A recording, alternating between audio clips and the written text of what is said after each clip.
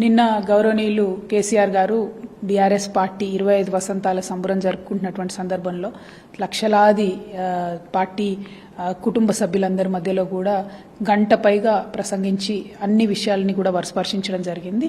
అందులో ప్రధానంగా ఆపరేషన్ కగార్ ఏదైతే చేస్తా ఉన్నారో నక్సలైట్లని కంప్లీట్గా అంతం చేస్తామని చెప్పి భారతీయ జనతా పార్టీ ఏదైతే పంతం పట్టి ముందుకు పోతుందో ఆ పంథా కరెక్ట్ కాదు, దాన్ని మార్చుకోవాలి.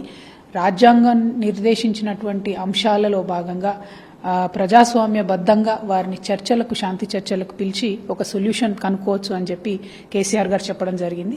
గత 10 సంవత్సరాల బీఆర్ఎస్ పాలనలో 3500 పైచిలకు నక్సలైట్లు కూడా సరెండర్ అవ్వడం జరిగింది. వారందరూ కూడా జనజీవన స్రవంతిలో కలిసిపోవడం జరిగింది. సో నిన్నగాక మొన్న ఛత్తీస్గఢ్ నక్సలైట్లు కూడా వచ్చి తెలంగాణలో సరెండర్ అయ్యారంటే కేసీఆర్ గారు తీసుకున్నటువంటి విధానపరమైనటువంటి నిర్ణయానికి కొనసాగింపుగా దాన్ని భావించాల్సి వస్తుంది.